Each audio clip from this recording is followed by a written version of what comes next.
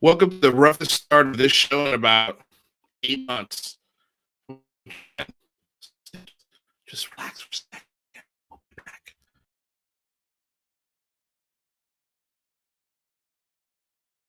I'm going to tell y'all right now, all of these wonderful people would not be here without Patreon supporters like you. If you enjoy credible news, reviews, and commentary on UFOs and UAPs 5 days a week, you want to support this show. What's your name? Marty. Marty, look how easy this is, Marty. Pick up your phone. Boom! You're a Patreon member. I mean, look, it's so easy. You just click the link, which is right here. Just for $1 a month, you can support this show. Just fill out the information and pledge what's comfortable for you. It could be $1, $5, $10, or who knows. Just support.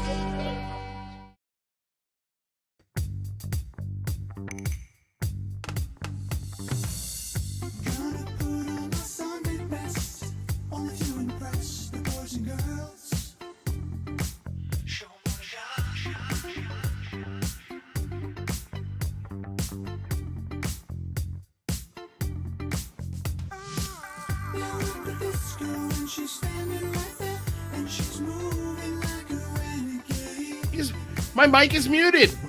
I got it. I see you rather typing furiously to tell me. I don't know what's happening today, you guys. Hello, good morning, good evening, good day, good afternoon, and aloha. Welcome back to another episode of the Unidentified Celebrity Review, your home for credible news, reviews, and commentary on everything UAP and UFO. My name's Luis Jimenez. Got a great show for you guys today. Before we get started, gotta pay some bills. Of course, I want to say thank you to DOS Tapes. They provide all the tunes you hear on the show. Their Bandcamp link is in the description below. Please go check them out. They've got a new album dropping pretty soon, which I know is going to be pretty fun because their music is awesome. And it's free, so go check it out. Also, want to remind you guys that we have the podcast, which will be available after the show. It's on Spotify, iTunes, wherever you find your podcast. You can listen to us on the road. Please leave us a rate and review. It goes a very long way to make sure the podcast continues to grow, which it is, and it's amazing to watch. Of course, we've got ways to support the show: super chats, memberships, Patreons. You guys know how to sign up for these things. If you can, awesome. We truly appreciate it. If you can't, do not sweat it whatsoever. All of our content is free. Everything. As soon as we publish it, it is available for you guys. It doesn't go behind any paywalls, so enjoy. All we ask is that you like, share, subscribe, tell people about the show. Of course, that's a great way to patronage the show. We truly appreciate it. I want to say hello to everyone in the chat. Welcome, everybody. Akashi Chris, Simon Fly, Stefan Bodone, Aaron Desario, David Gosling. Let's see who else is in here. Simon Fly, who just dropped a brand new music video mix from the UFO Garage interview with Lou Elizondo. Go check it out. Grant Levac, hello. James Doyle, Craig T. Music, Enrico Tigani, William Robertson. Guys, welcome. So happy you're here. Of course, we've got links not only to our guests, but our co-hosts, who I'll bring up right now. Miss UFO Jane Kyle, and Mr. Ratherby Squidding. How you guys doing? Just jamming out. I love this music so much. More and It's growing on me. I'm sending the check in the mail. They're gracious. They let me use their music. I think it's a lot of fun. So go check them out, you guys. Like I said, their Bandcamp link is in the description below. So how was the weekend, guys? It's all right. A lot of news, a lot of UFO news, a lot of other news as well. Yeah. Yeah. When you said UFO, I was like, I was surprised. Well, we'll talk about it. We'll talk about it with Matthew Riot for the first part, and then we'll get into this Eisenhower meeting alien story at Edwards Air Force Base, which sounds really compelling, super compelling. And this is sort of inspired by our Discord discussion that we were having last Friday. About just looking into things a little deeper, and you'll find that the stories fall apart really, really quickly. Not to say that there might not be parts of it, nuggets, nuggets of it that could be true. Yeah, am I spoiling the whole show? That's it. Show's over. We figured it out. No, but I mean, we'll go into it. We'll go over some documents. Matthew Riot is here, and let's bring him on, shall we? This is our sort of co-host, guest of the show today. Welcome, Matthew. By the way, guys, Matthew is host of the Cannabis History Podcast, Breeder Syndicate, Matthew Riot was given mystery books by his grandma as a child, being a voracious reader. That's where his journey began into the world of UFOs and all things unknown. Through the world of punk rock and the world of cannabis, Matthew has received cult status, being the no crabs given guy focusing on the history and keeping it accurate. He started creating a place for archiving all of his books and documents related to the topics and bringing some of the greatest minds in ufology, hoping to shake up some critical thinking and believers and skeptics alike. Matthew Riot, welcome to the show. Thanks for having me, guys. Yeah, pleasure to be here. It's a absolute pleasure that you're here. So, rather, you said you got a lot of news happened this weekend. In your eyes, what was the news? What did you find most interesting? Well, I mean, are we talking UFOs or the world, right? Yeah, right. Right. Yeah. No, that's true, man. And that's another thing, are we allowed to give ourselves permission to take a 2-hour break from the real world and talk about something that doesn't have to do with that? Is that okay? Is that socially acceptable, or should we? You kind of need to sometimes. Sometimes Yeah. you need to. Yeah. Do you think this is one of these times? With threats of nuclear war? Yeah.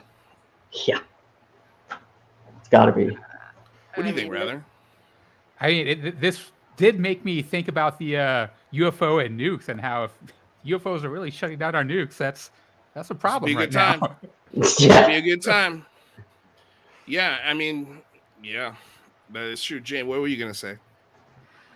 Well, yeah, I mean, so there's these events that happen, and you're like, okay, is this going to be the event that then snowballs into this new reality or paradigm shift that we're all dealing with? It's like everything has died down with, I mean, depending on how you look at it, a lot of the drama and controversy has gone away, I guess, with certain topics. And now here we have another one to terrify us, I guess, horrify. Like, we have something new to be scared of. And I feel like we're in a time now where a lot of the world is uniting together.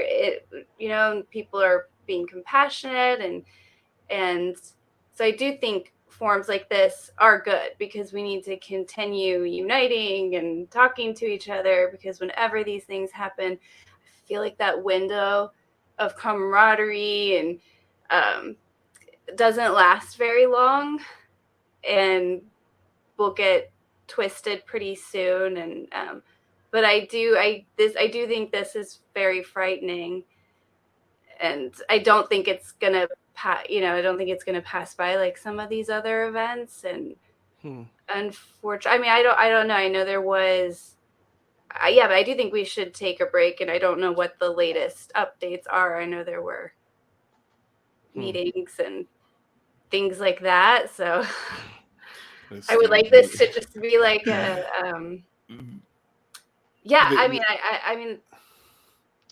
the consummate ball buster, Mr. Stephen Greenstreet, everybody. Yeah. Welcome, Stephen Greenstreet. Exactly. Right? Unbelievable. I love it. I mean, there's a lot of truth to that, because it is like seriously scary, I guess, is what I'm getting at. And so I welcome the break personally. We got a lot of Etheria. Thank you. Mazel tov, mate. Congrats. The Women in Ufology panel Spaced Out Radio put on, which was quite an incredible event. But it got a lot of heat because of the timing and, why does this matter right now? And that had been planned for a long time. And Commander Alex Dietrich, participated in it. And so I think, and obviously that she cares very much, about what's going on. And she's actually still dealing with a lot of the events happening in Afghanistan as well still. So even she, felt like, I'm going to honor my commitment, and this is an important topic, and she showed up on Saturday. So yeah, well, I don't think we didn't get really any heat at all for our event happening almost the exact same week as the Afghan refugee and pullout crisis. Like that was, the same thing. And so we had to, not that we had to, but we felt compelled to, add a place where people could donate money to the refugees of Afghanistan. And, we checked it out, made sure that it was a legitimate corporate,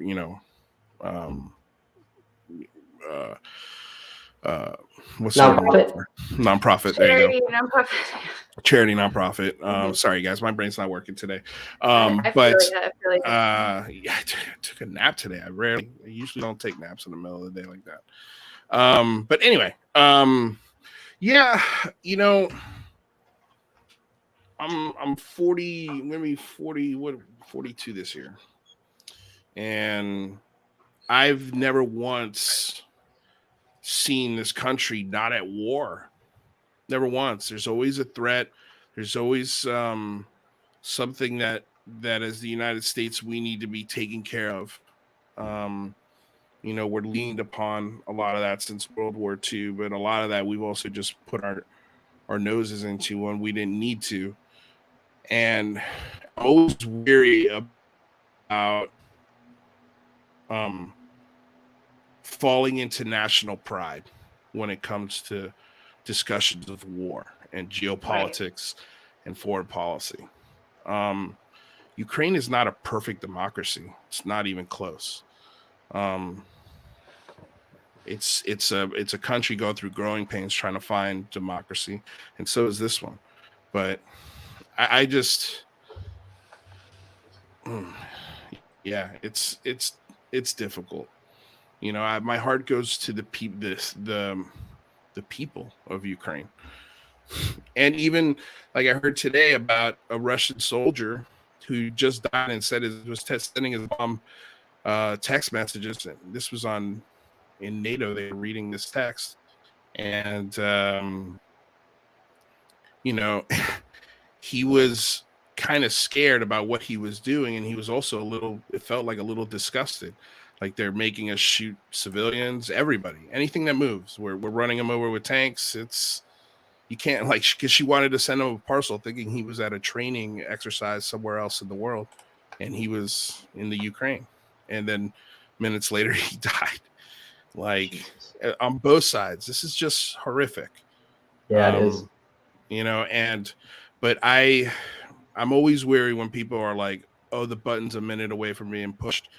It's mutual destruction. Somebody's going to think long and hard before they go through that process. I can assure you, even Vladimir Putin.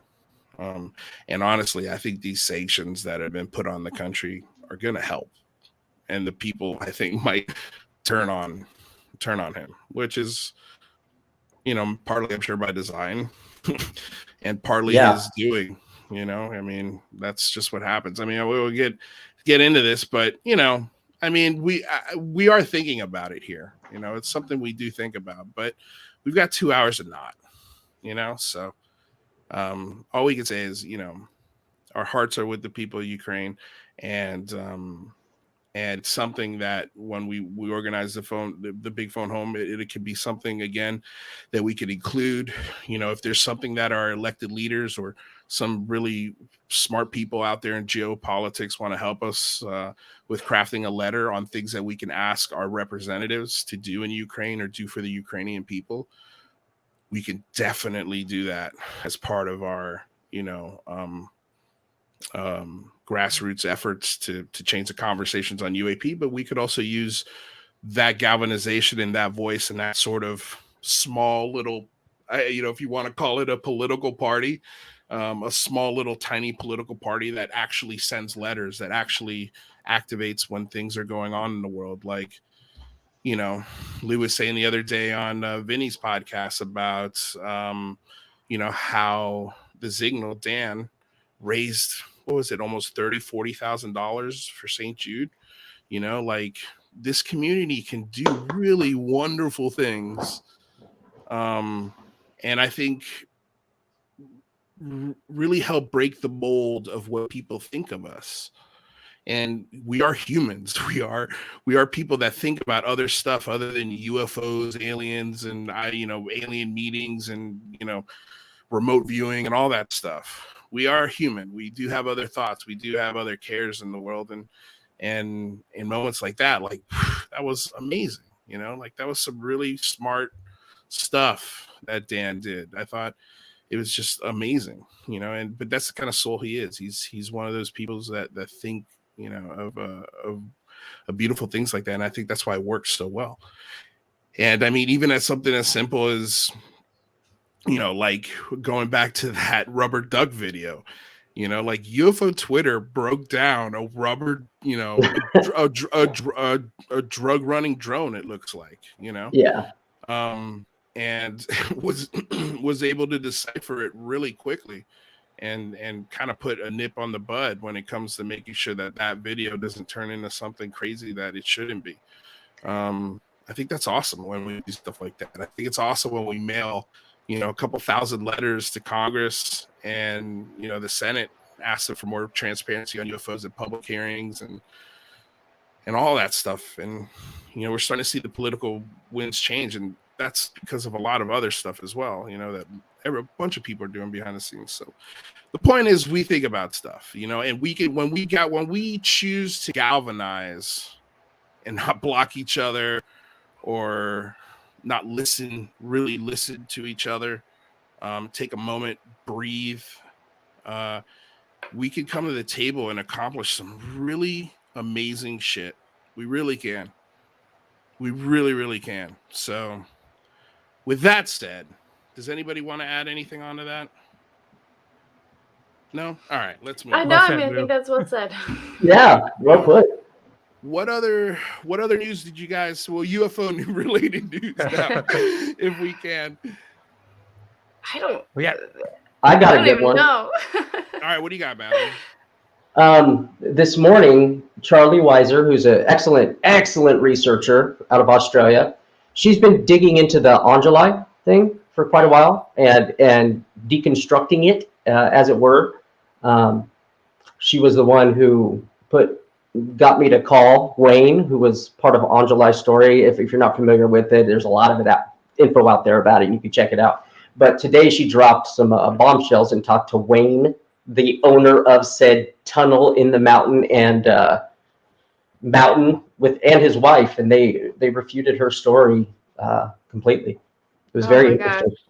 Yeah, and maybe just a little backstory. Angeli said that she visited Wayne and someone else in, I forget where, the Sierra Nevada mountains or some mountain range. Mountains outside of Bakersfield, Lancaster, and something like that.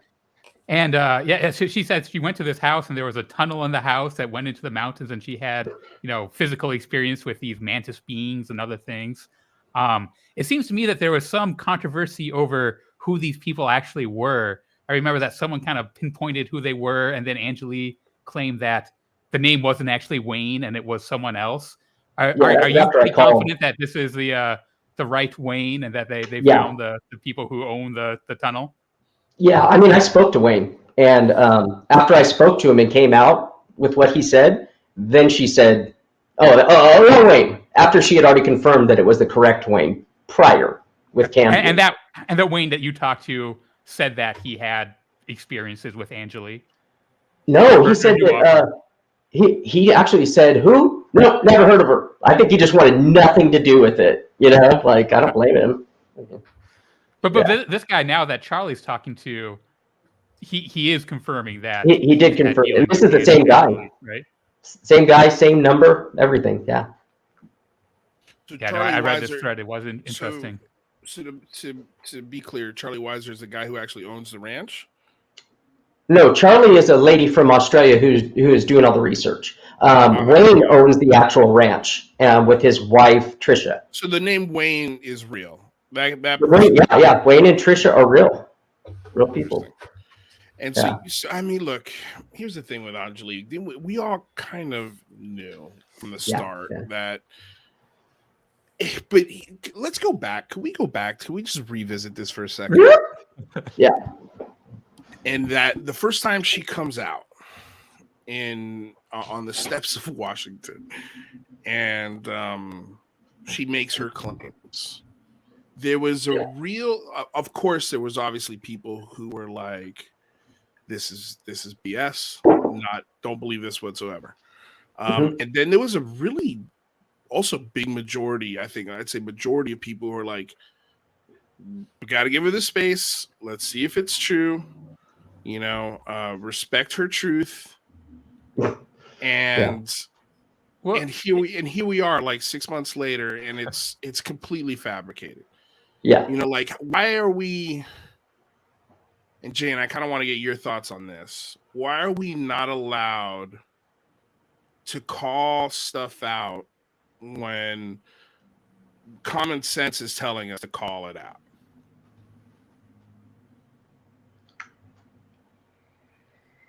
What do you think? She's I ain't touching that. I mean, I feel like the constant thought I have, like, my whole life about everything. I mean, before I even found UFOs, it's like, why are we not just allowed to be curious? Why aren't we allowed to say that logically doesn't make sense without it, like, being a passionate even debate? It's like, why can't we just unpack things and find out if they're true or not? And it's not just UFOs, but obviously it's really, comes out in this topic in, I guess, noticeable ways. But I guess it's there's some topic like this within any workplace or family or that is sacred and you can't question, and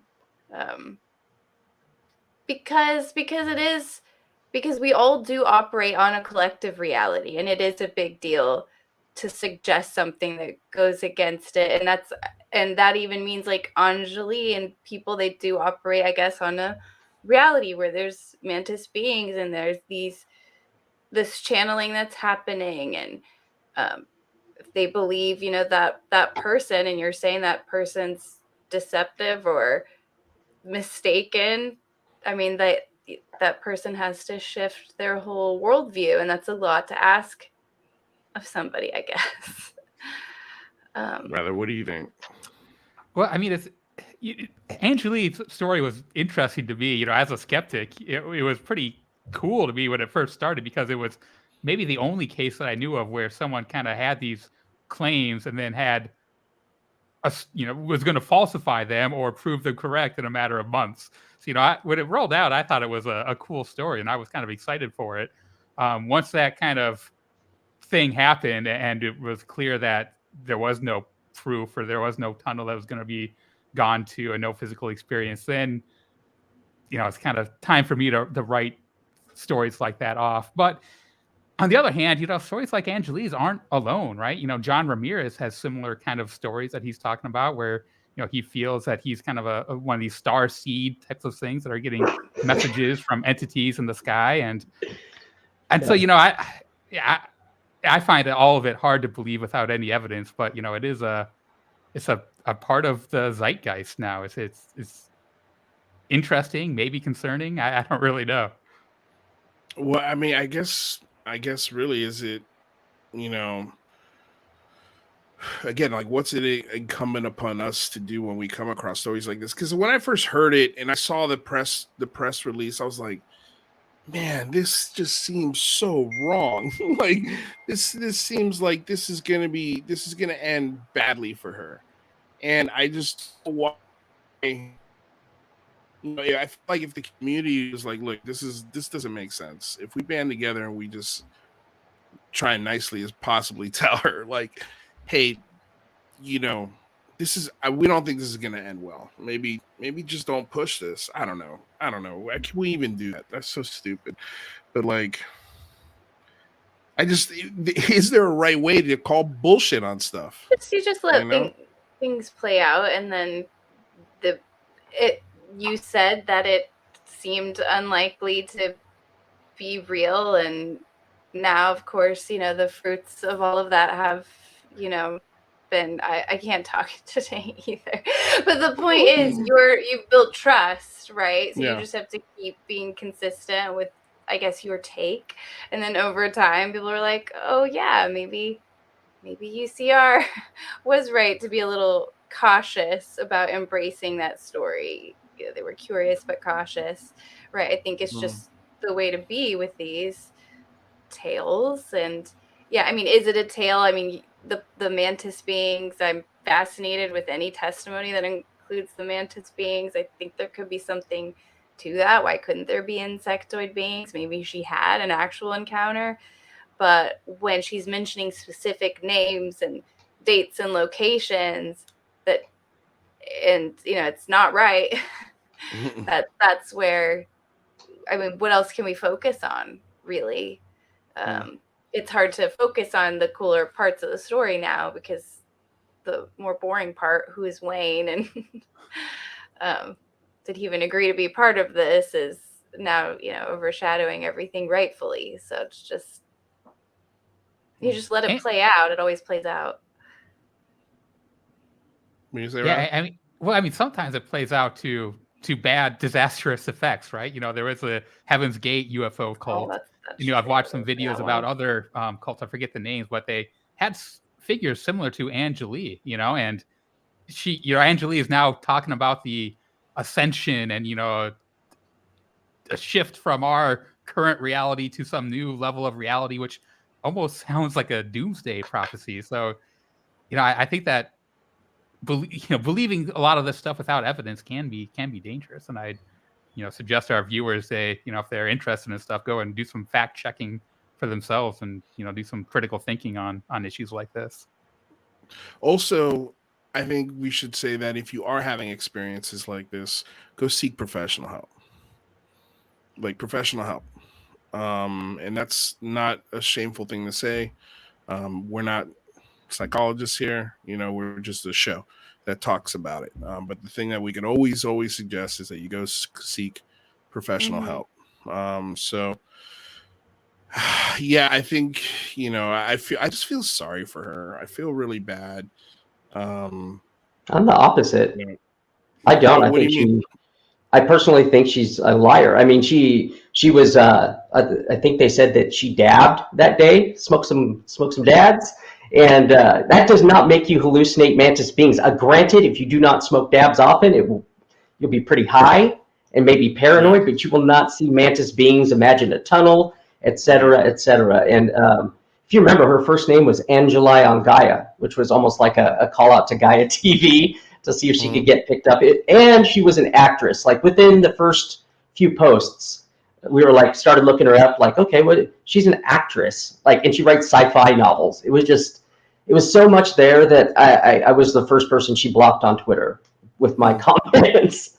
Yeah. But yeah, I feel sorry for people with mental diseases. I do not feel sorry for people who take advantage of others' kindness. Well, she wasn't asking for any money. She was just asking for people to believe her. That's true. Not yet. I mean, she was right. I know she also authored some books, and she did a couple other things. I know I actually watched one of her films, and it wasn't terrible. Oh, good. It was very, very much independent film. It was a short film, but yeah, I mean, I don't know. I feel sorry for her because she's got a disability, which is always, especially if it's out of your control. It's just sad. And I feel like maybe part of this is searching for a healing, a different solution to maybe some of her real world issues. I don't know. That's just me taking a stab at it. If you let's say she really did have these encounters, okay? Because we've been talking about really just 3 types of beings. It's not like we're, so open-minded, our brains are falling out. I mean, it's pretty 3 specific types of beings that keep coming up over and over. So let's say she's had these encounters. Let's see anybody who's had these encounters. Okay, that means these are advanced beings that have some kind of control or manipulation over, a human being here on Earth. And maybe just it's kind of, there's an immediate compromise in a sense that, once you try to come forth with evidence or whatever, maybe there's just some kind of, fail safe with that, or maybe it does kind of, we talk about PTSD and things like that. And maybe it can't even trigger psychosis or things like that, or maybe you try to attribute things in your external world and, you know, connect dots that aren't there. But, you know, the actual encounters could actually be happening and could be a root of some of the, you know, self-deception even. So it's, I mean, that's not something we could prove, you know, through Right. this case. Well, my whole thing is when I listened to her talk about it, I never once believed that she believed it. I don't think I did either, but I don't know that I looked into it. But that's just it. I didn't get that feeling with this case. Oh, I really want to look into this and find out if it's real. So I just kind of didn't feel it. I just didn't get a spidey sense over it. So I just kind of was like, I'm just going to wait again for it to play out. And sure enough, other people have, you know, Matthew, you've looked into Wayne. I haven't looked into that personally, so can't really say for sure. So, I mean, I guess were the property owners pissed off about this? Oh, yeah. Oh, they're way pissed. Way pissed. I mean, what has changed in their lives as far as their normal day-to-day because of this story? People like Matthew calling them up. Yeah. Idiots like me calling up and being like, hey, you got a fucking alien? No, sorry. Shouldn't cuss. Yeah. No, but seriously, like, what did you talk to him about? What was some of his? It was very brief. concerns? It was very brief. I may or may not have been a TV producer calling to confirm that we can come on the property and go tunnel boring. But yeah, he was just very polite dude. He's just like, who? Yeah, I never heard of her. But you could tell he probably was just really not comfortable with it. Yeah. But he was very polite guy. He gave a lot more responses recently to Charlie, and she put all the responses up. And yeah, it sounds like they've been called by a lot of people. And Angeli, or how do you pronounce that with the tilde over the N and is it Anya?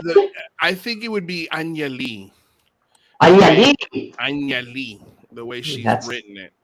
And yeah, I don't know. But yeah. Well, reading the story from Charlie, it sounds like Angeli almost threatened Wayne and the other person, right? Which that's what it says. Yeah. I think it was kind of a veiled threat, kind of don't test me, you don't know what I can do, kind of thing. Yeah. Along those lines, right? Yeah, that was the quote. Really? Yeah. Wow. Green Street says, I don't get the Angeli thing. For or against, just let people do their thing. Believe her, chase that dragon. Don't believe her, who cares? Doesn't affect you, right? So I go ahead. have a good counter to it. Okay. In ufology, if you go back through the history, which is what I like to do, is just go chase the history just to see how we got to where we are today. And I know Green Street's into the same thing.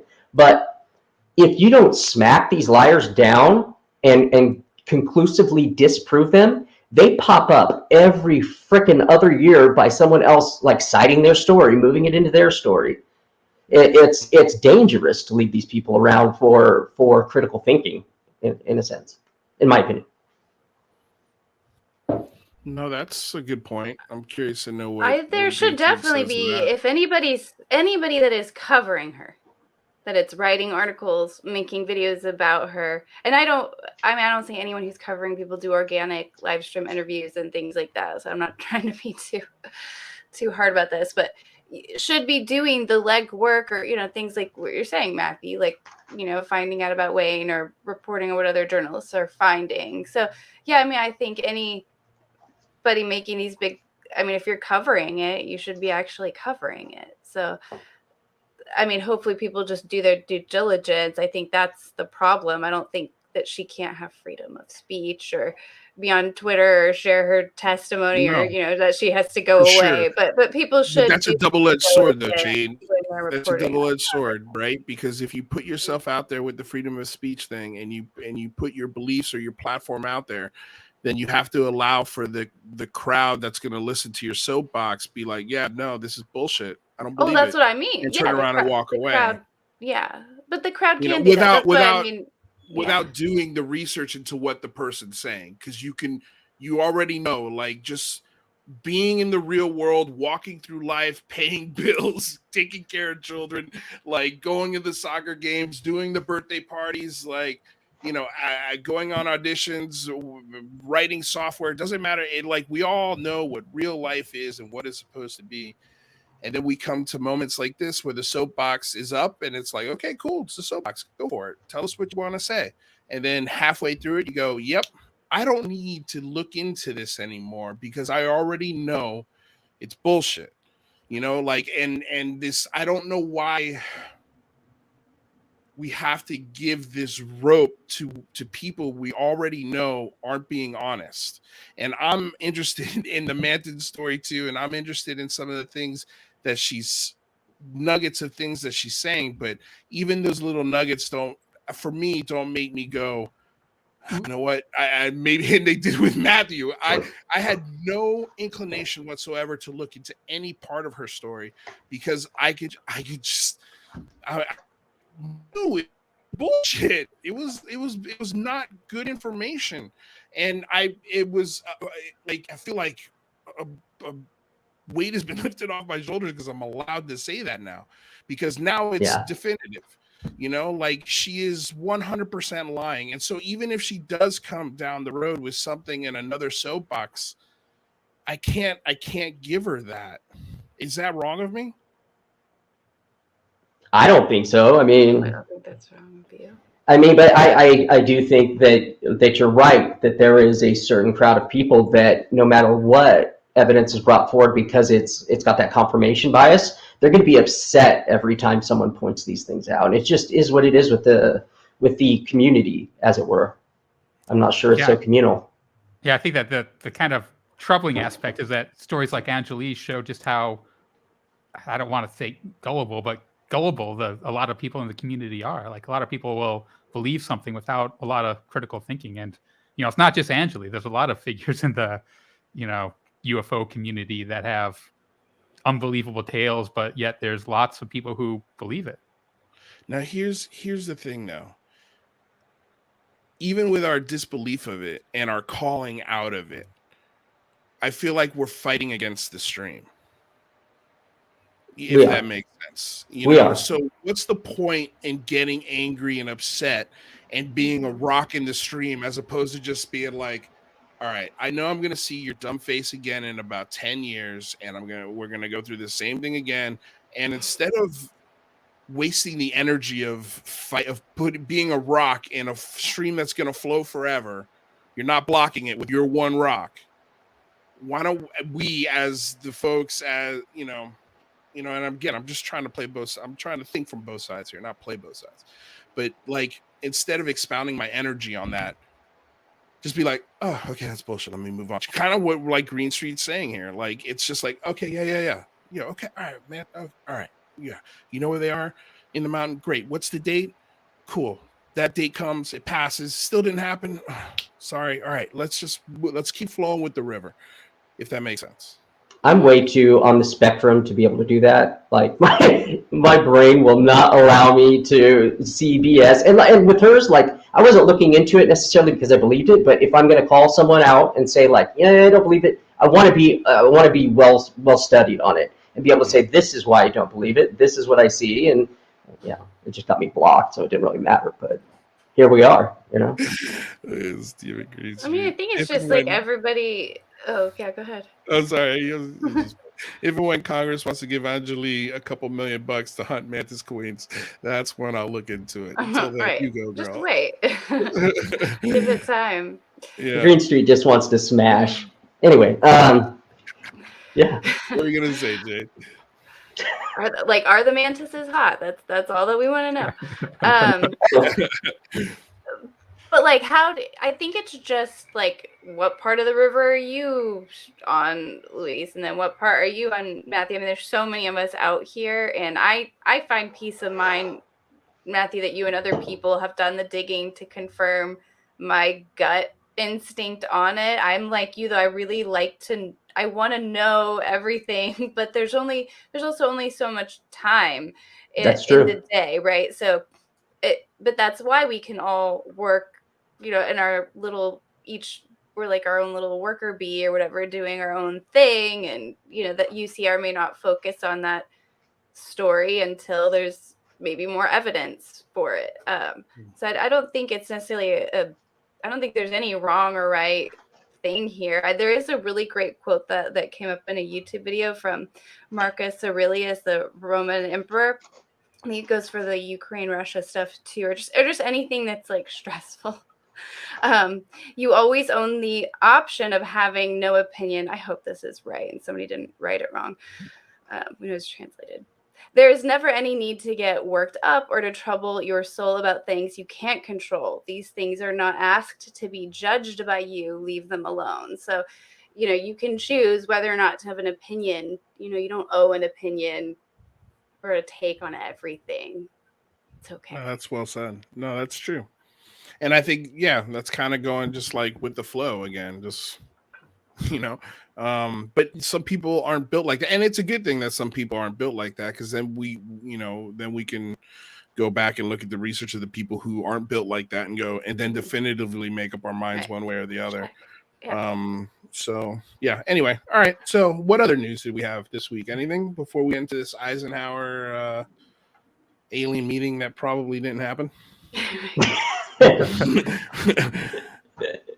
No? All right. Yeah, let's do it. All right. What do you got, Rather? What are you gonna say? No, because there's a lot of Lou Elizondo interviews, but I think that the Eisenhower stuff might be.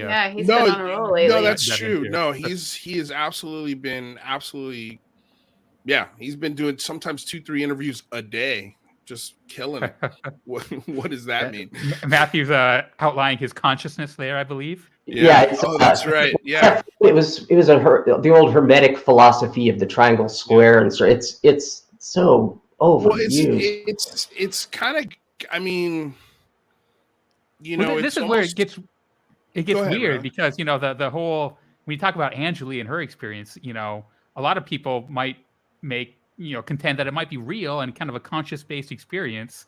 And now we have people like Lou Elizondo and Gary Nolan kind of giving some credibility to that notion that there is this realm where you might be able to interact with other entities, consciousness-based. And I personally find it very, very interesting, but I'm also have a little bit of trepidation because of the wild claims like people like Angeli have. So it's kind of puts ufology in kind of a weird spot, I think. Yeah, I agree. I mean, there's a part of this, the whole esoteric aspect of this discussion, unfortunately, is not able to be measured by science, right? Like, we have hypotheses on these things, but we can't put them in a lab and actually test them. Yeah. Like, trying to figure out the esoteric side of this is, I think, like Lou said, can you teach a worm? I think he said geopolitics and over 1 billion years. And my answer is no way. You'll never be able to teach a worm geopolitics. It's impossible. I don't care how many generations you go through, unless you were genetically enhancing it. Then maybe that would be possible. But like, I don't know, man. I just think when it comes to the esoteric part of this discussion, and I think it's going to be part of the reason maybe we start leaning away from this part of this discussion a little bit on the show, because it doesn't win us any favors. We get either blasted by one side of the conversation for being too easy on the person. We get blasted by another side of the conversation by being too hard on the person. We get blasted by people who say, well, we were just in it for the clicks and the super chats. Look at them rolling in. Like, we can't win when we talk about the esoteric side of these things. It really is. It's like trying to catch smoke, and we're trying to please everybody at the same time. Instead, we're just getting, at least for me, I'm getting just a whole bunch of headaches that I really don't want. And people who we offend, like, it's so ridiculous that people are getting more offended than the guests we have on the show. It fascinates me how this happens, but I think just these esoteric conversations, these very anecdotal conversations they're not helping the conversation, and they're not conversations I could take it to a senator's desk or a congressman's desk and put it on the table and say, hey, look at this esoteric evidence. Look at this anecdotal evidence. I'm not going with that. Like, I'm just not. Yeah, and there might be some truth to the esoteric side of things, right? Absolutely. But when you get ahead of what you can prove with science and all that, then you open the field for people to have claims that are unfalsifiable, and who you can't really push back on them without sounding like a jerk. And it's it just hurts the discussion. There's really no place to go there. You kind of have to go up till science leads you. And when you cross over that line, it's kind of like the Wild West. There's really no laws. And also people get to start to have religious feelings as well, because they think that they do believe something that science can't prove, and they hold views that I consider close to religious. And when you challenge them, just like people get into a fanfare when their religious beliefs are challenged, they get the same way. Yeah, I've come to the realization, and I think this is why I love Peter Robbins so much. Like, I've had an experience, a very close, up and close personal experience. I've talked about it a million times on this show, and it's a little thing I'm going to go and film this summer when I can get back home to Florida and really get boots on the ground and investigate it and talk to the people who were there. But all I ask is, I am not going to take my personal story and put it in front of you and say, you have to believe this. And all I ask is that you reciprocate that back to me. That's it. Don't demand of me to believe your version of things, just like I'm not demanding you to believe my version of things. We can't take these anecdotes, these memories, these eyewitness accounts, and put them on the table as proof for anyone. So that's why I love Peter Robbins, is because he allows us to have those conversations without feeling like we're walking on eggshells or trying to be kind. Like, if we're wrong, he'll tell us we're wrong. He'll give us his viewpoints as to why. And if we don't agree with them, he still is able to sympathize and say, I understand. I get it. I understand why you don't think you're wrong. And then we move on. But I don't know, man. Somebody's counting. I think somebody was counting in here how many esoteric times we've said esoteric, which is hilarious. I think last I saw we're at 13. Let's see if we can break 20, guys. Curious what Matthew thinks on. Did you read any? I mean, I know I've read some things, and I make it a point not to bring.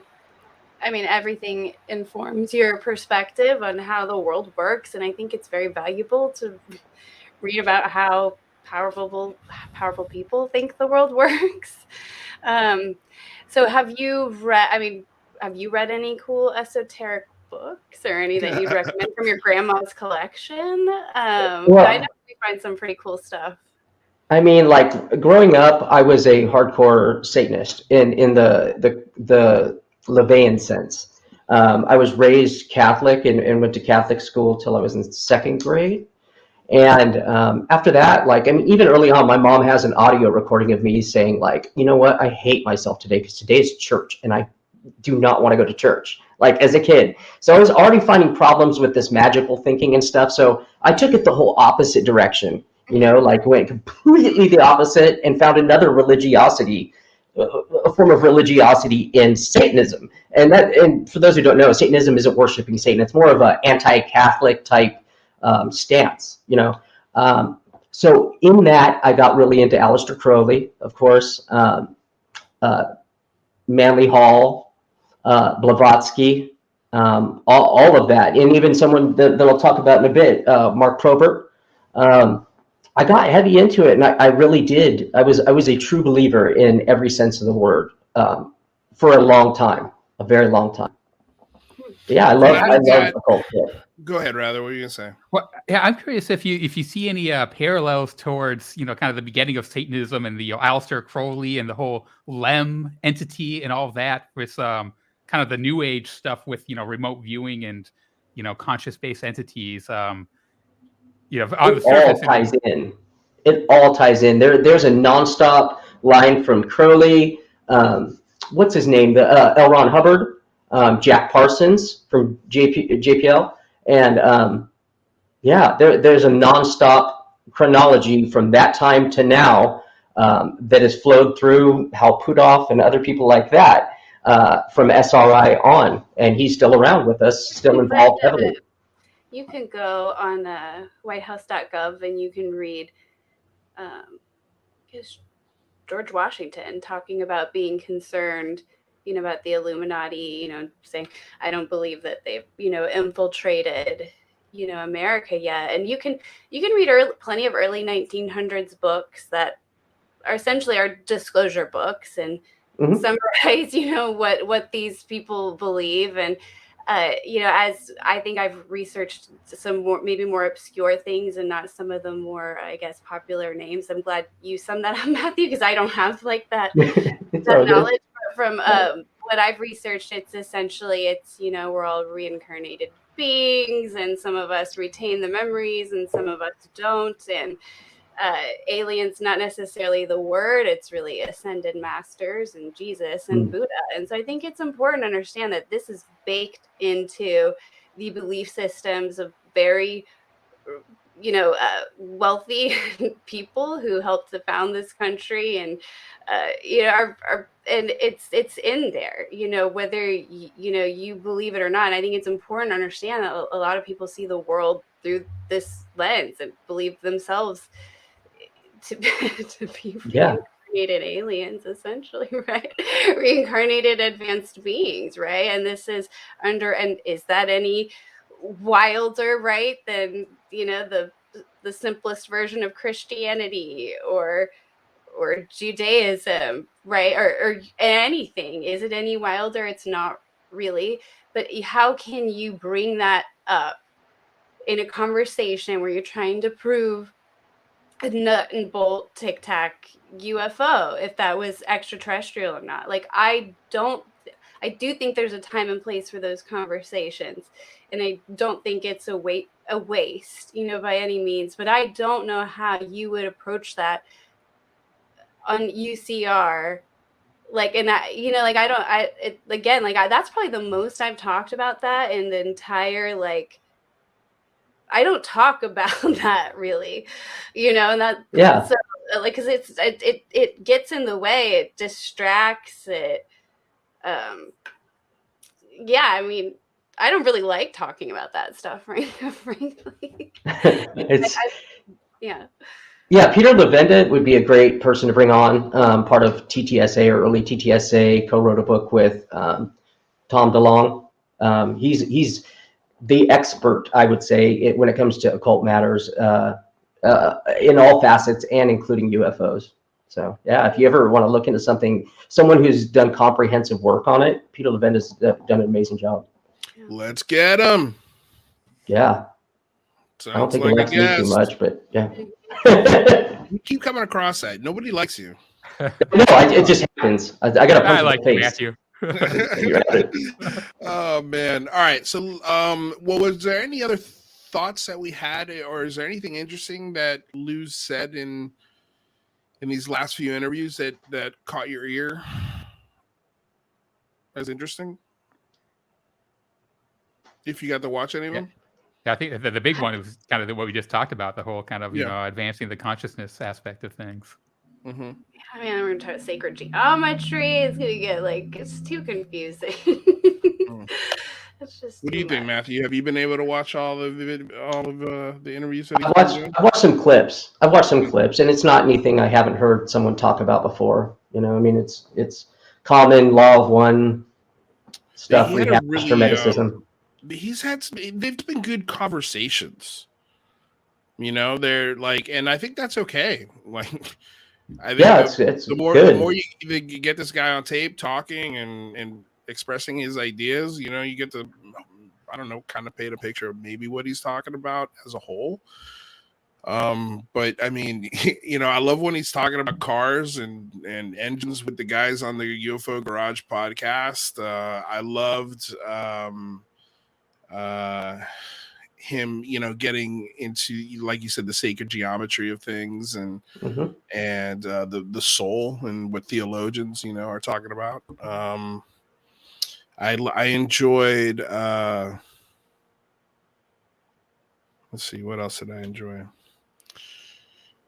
I love when he gives us little like clues on things to do, like especially from a political perspective. I like when he gets excited about things. Like I think he's excited about some of the information that's going to be coming, or maybe changes in policy. Hopefully, we'll see. I do enjoy when he gets excited about those things. So I am curious to know. He this is something I want to ask him when he comes on. He keeps in some of these interviews saying that they're going to be on the right side of history, and so I'm curious to know what he thinks the future will look like for us to be on the right side of history. What is that going to look like? Is it 5 years from now? Is it 10 years from now? How do you envision that being on the right side of history? It's a process, not an event. You know, it is. It truly is. But I mean, like, I'm wondering, does that mean that Mick West is going, all right, I was wrong on this? You know, like, is that the right side of history? Does that mean, I mean, just what does that mean? You know, it would be good to know. I don't know if he knows, but I hope he does. Yeah, I don't know. He's not afraid of the questions. So that's the beautiful thing about him. Remember, I mean, he can't answer them all the time. Look at Matthew's face. He can't answer them all the time, man. You know, No. he's not going to be perfect, and he doesn't. And let's be clear, he doesn't owe us a goddamn thing. He doesn't owe us anything. He doesn't owe you anything. He doesn't owe me anything. He didn't have to tell this story. He didn't have to come out. He didn't have to do any of this stuff. So, But he did. But he did. You're right. But I And think he made heavy claims. So anybody should be. I mean, if I made heavy claims, I would expect questions. And you know, I mean, granted, he does answer a lot. But you're running a cannabis company. He's working for some of the highest levels of the government and working on military bases and hunting down terrorists. That's very true. There's a difference, you know. And no one's asking him about the terrorist stuff. No, I agreed. But what I'm saying is that I think, especially when it comes to sources and methods and protecting people's identities or talking about certain programs, that you have to really be good at a three-dimensional chess. Because if you say one wrong thing, you're fucked. Yeah, you're fucked. I would agree. Yeah. Well, that's why it's curious that he's talking about things like sacred geometry and like kind of what we were talking about earlier in the show, but none of that stuff is classified. You know, right? But he doesn't have to talk about it, right? So like, is what his you know, he knows he has this influence and this platform. It's like that might be more the personal side to him. That might be his real mission is to just help people find peace in their life, right? So I think those two are like, they're the side conversations around the UFO offices and the mainstream, you know, Anderson Cooper 60 Minutes stories, and they're definitely happening for a reason. So I don't think it's just like organically happening, you know. And I mean, Who's Lou didn't really get into it. The documentary about Lou's, you know, personal belief systems and where maybe those come from, right? Because we're, you know, this weird history of all of our public and secret religions throughout humanity has caused a lot of confusion. That was a little piece of news that I learned this weekend. Is that when I went on Spaced Out Radio on Friday night, I learned that the Who's Lou documentary is back up on YouTube. I'm thinking there's consider the copyright strikes valid. I think it was a fair use. Yeah. Based on how I understand it to be. Well, that's what we were saying when this whole thing was going down. It was like, I don't like that he used my footage. I don't like it. I didn't give him permission to use my footage. But he can because he's talking over it. He's using it in the documentary, the information, especially when they get to Cuba. These are, you know, guys talking about a place they know shit about. They know nothing about Cuba. They know nothing about the refugees, the people of Miami, Cuban people, what they've been through, the back and forth between literal warlords, that stuff boiled my blood. Like, I got pissed when I was listening to that part of the documentary. But that's the soapbox. That's what he defends. You know, like, that's part of joining up for the military service, is defend the rights of people who may have really stupid, dumb opinions. They have a right to those dumb opinions. They do. And I had a feeling YouTube was not going to consider it a copyright strike. And no matter who, unless you've got an attorney on retainer that you really want to go after the guy, I don't think it's going to be taken down. And I think, I'm wondering if he monetizes it, if then it can be taken down, because I was thinking then maybe he it's has to not have monetized. I mean, the fair use is pretty much like, if it's transformative, then it's considered fair use, and it's clearly transformative. No one's going to watch Who's Lou and feel like, oh, I don't need to watch this episode of UCR because I saw this clip in Who's Lou. Yeah. You know, it's totally fair use, in my opinion. Yeah. Although I don't agree with a lot of the documentary. Yeah. But so that was an interesting piece of news. Maybe we could ask him about that. Because I mean, I would think, as a Cuban American with a father who was a political prisoner, he finds free speech important. I would bet my life on it. I don't know if he can. It'd be interesting to see, because I know he's not happy with that film. Nobody's happy with the film. The film is terrible. Go ahead, Brad. I think where you could really draw issue to it is, putting his family in there and potentially doxing and giving addresses. Right. Yeah. I think that does border a legal line. I'm not sure where that lands, but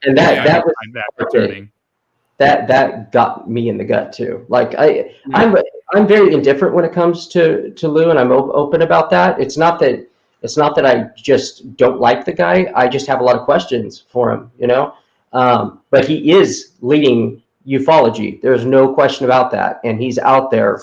So I want him to be right. I want it all to go like he says. There's no doubt about it. But then again, with this topic, I feel like we also have to give him the room to sometimes be wrong. Because this is UFOs. This is a topic that nobody's going to be right on. Not Lou, not Sean, not Chris Mellon. Nobody is going to be right on this. Nobody. We're all going to be He wrong. does not know what he doesn't know.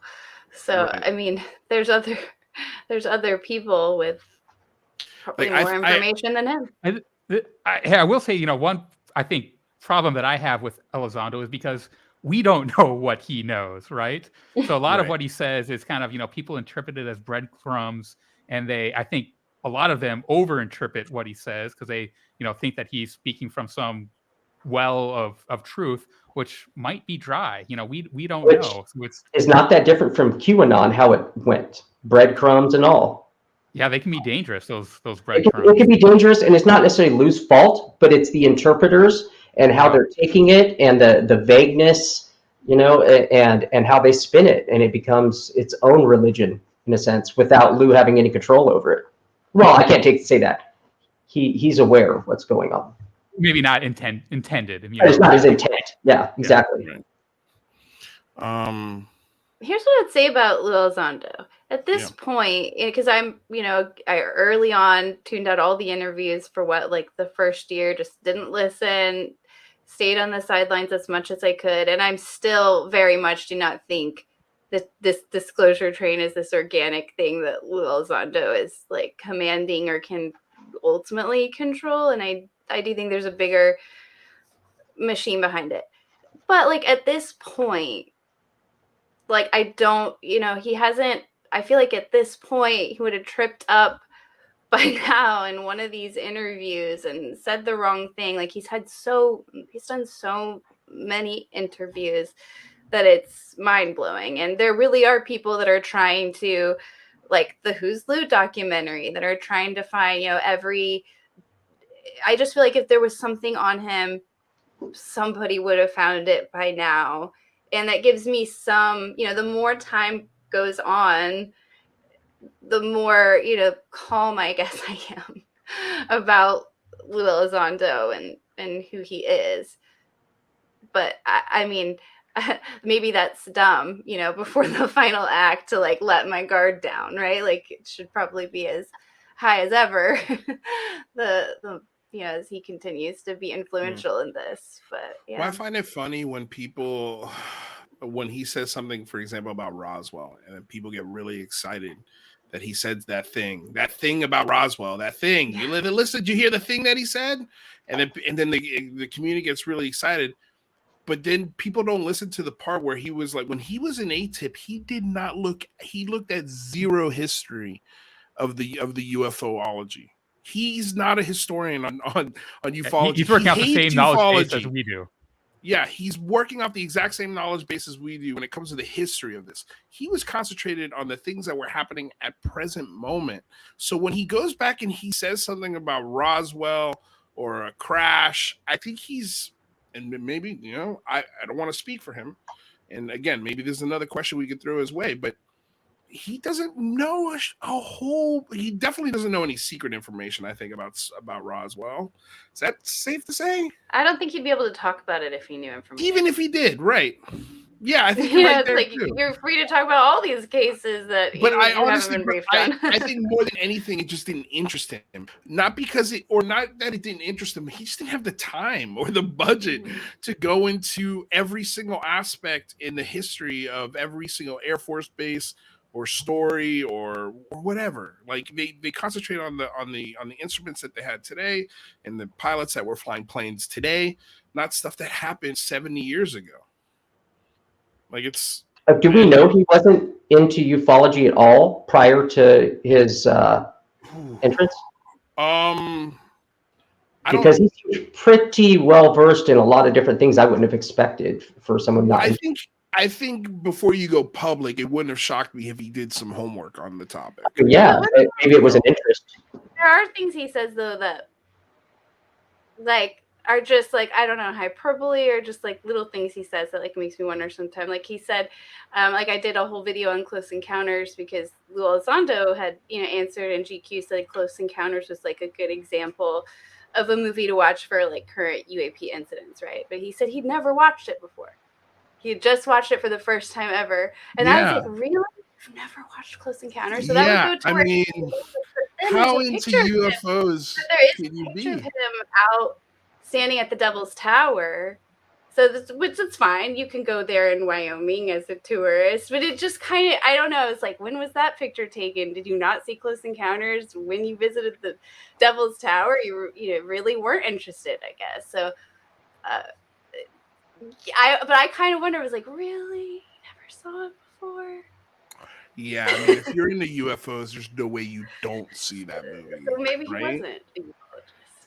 Oof. Or maybe he's just not being honest with us about that, but I have no proof that he saw Close Encounters more than one time. Why would he lie? Why would he lie about him seeing I'll do a whole documentary just about that. I will try to find out when did he go to Devil's Tower, go talk to people in Wyoming. I think he went to Devil's Tower, if I'm not mistaken. I think it was 2020. So that's still pretty recent. That's still pretty recent within the last few years. That actually times up with the GQ interview and when he actually might have watched it, to be fair. Good. See, we just did some journalism just now. Yeah. Well, maybe he's just got the time. Maybe, I don't know. Who knows? Who knows? Yeah. I mean, I just love it. People be like, you see Elizondo lied about Close Encounters? Did you hear that thing? That thing that Jane said? Everybody burn her at the stake. It's your turn, Jane. Thank you. Other fish I'll fry. Event time with a $1 donation. The government has never come out and poured water on anything he's ever said. It could get shut down pretty easily. It's all weird. I kind of agree with that. What are you going to say? Got to counter that. And this goes back to John Ramirez. The government doesn't counter anything that is fictitious or not confidential when it comes to these people. Like when they review the books, if it's shenanigans in the books, they're not going to counter it as long as it's not confidential. Well, and the government did kind of come out against Lou Elizondo, right? And kind of, they flip-flopped on him being ATIP versus not ATIP. And I Exactly. believe that he probably did have a role, but it is. Yeah. I think that is a really interesting. I'm really anxious to see what comes out of the IG report, or whatever that he instigated. Well, here's the thing, right? And I think his emails are the most interesting part about this story, because there's no good reason, especially from a historical perspective, like you were pointing out with, I think in our Discord, or I was talking about this maybe with John Greenwald. It was during the John Greenwald episode. So this idea that he was hunting down Khalik Sheikh Mohammed, and from a historical perspective on how we got from point A to point B, from a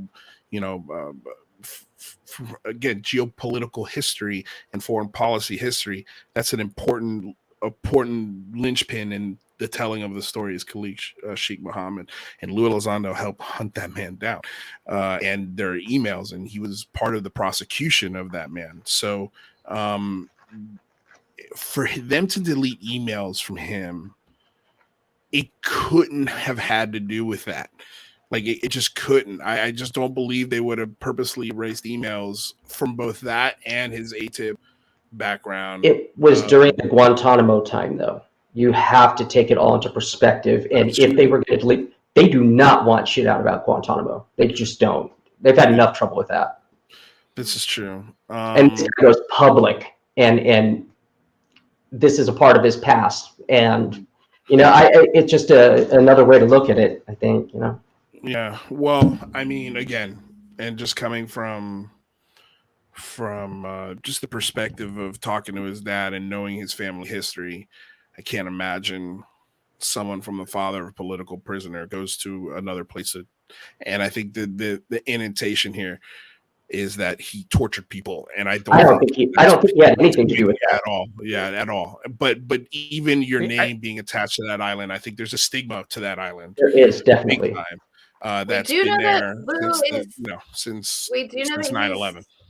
He is not afraid to be aggressive, though. Remember when he was talking about being a bartender, said something about beating people up every day, or so, I don't know, something. Yeah, it's South Beach. Or about to be. Yeah, I don't know, but it was some like real, and it just makes you kind of have to remember that we are just like anybody. You guys are only seeing a certain side of me. You're not seeing every side of me. Right. It doesn't mean that I'm trying to deceive you right now in this interview.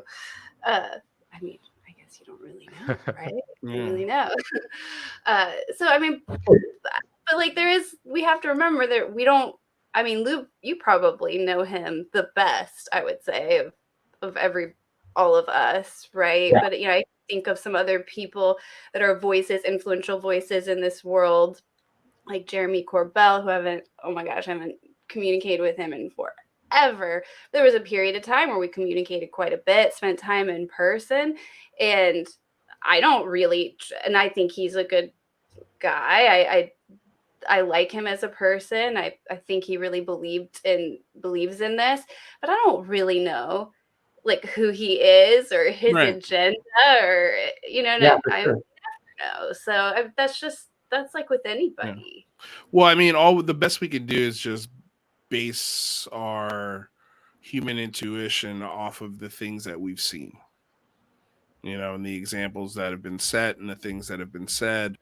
And I think, for the most part, if the government really wanted to nip this story in the bud, they could have done it a long time ago. Long time task force report. Yeah. And I feel like they tried. Yeah. Well, I mean, honestly, if there was nothing to this, if this was a whole crock of bullshit, I think the Pentagon would have no problem releasing the 16 pages of the report. How many pages are it officially again? There's still mixed reports of that. Reports. So let's just split the difference and say 30. 30-page classified report. If there was really nothing to this, they would. I think we would have seen it. If they really wanted to nip this conversation in the bud, they could have done it already. A multitude of ways, and this channel probably wouldn't exist. Like they could stop all of this, but they're not. And to a point where now you've got congressional laws being written and passed, and congressmen and senators attaching their names to bills that have been passed to get to the at least a little bit more clarity on what we're dealing with here. So that's what gives me faith, and I think, and again we'll ask him, but I think that's what Lou means by the right side of history. Like, if I was full of shit, I wouldn't be putting my name to this because I'm gonna get in a lot of trouble. Like, if he's full of shit, which a lot of people I think right now, especially because you're on in this audience, think that he's full of shit. If he is, number one, he's gonna get caught.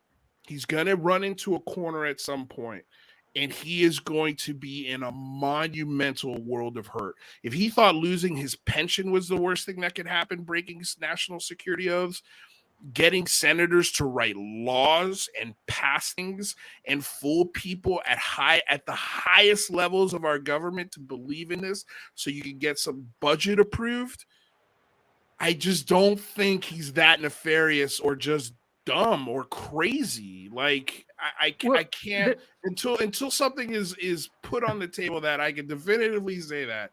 I just can't imagine somebody going to, or even just not one person, but a group of people that think the same way, to go to these great lengths to have these private meetings, to bring in pilots, to convince lawmakers that this is a worthy pursuit of their time. I don't think they're going to do that because they're trying to sell us or bullshit us something. What do you say, rather? Well, I there could be, I think we all agree that there's unidentified things in the sky, right? That there's things that we can't identify.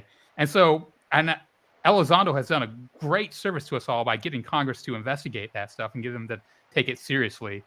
There still isn't any evidence to show that it's, ET or non-human intelligence versus air clutter versus, foreign, adversaries. So it's still very nebulous what it is. So I think Elizondo could be 100% right. But you also have to add those pilot accounts, and you have to add the radars. Well, and the report. If we're talking about the June report, though, the other bucket was separate of foreign and clutter. So that's what we're starting with. Considered. We're starting with another bucket that it was ruled out clutter and foreign adversaries and things like that. I mean, we couldn't see the actual files or footage to judge if we agree or not. Like, that doesn't mean it's actually not clutter or Russia or China. But I believe that was stipulated. Well, yeah, and even the Nimitz incident, it's possible that that's explained by, hologram technology and radar spoofing and stuff like that. I don't know that that's what it is, but, we really don't have enough evidence to definitively say that it is something totally wild.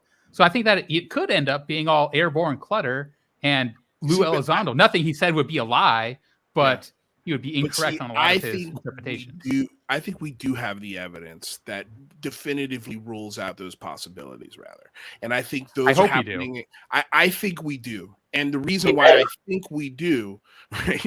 The reason why I think we do is because it's convincing lawmakers who've got. They're not scientists. They're politicians. They're not. I understand that, but they're also, they don't have time to fucking waste. They don't have time to bullshit, and they don't have time for games. And if you're going to present this topic to them, you better come at it from a very solid foundation of information and data. And I think that is classified sources and methods along with eyewitness testimony that is telling these lawmakers this is not handmade tech. This is not Russia. This is not us. This is not a top secret. Like, I think those things have been ruled out. And I think that's why it's frustrating for them, because they can't give you definitive answers and just tell you that.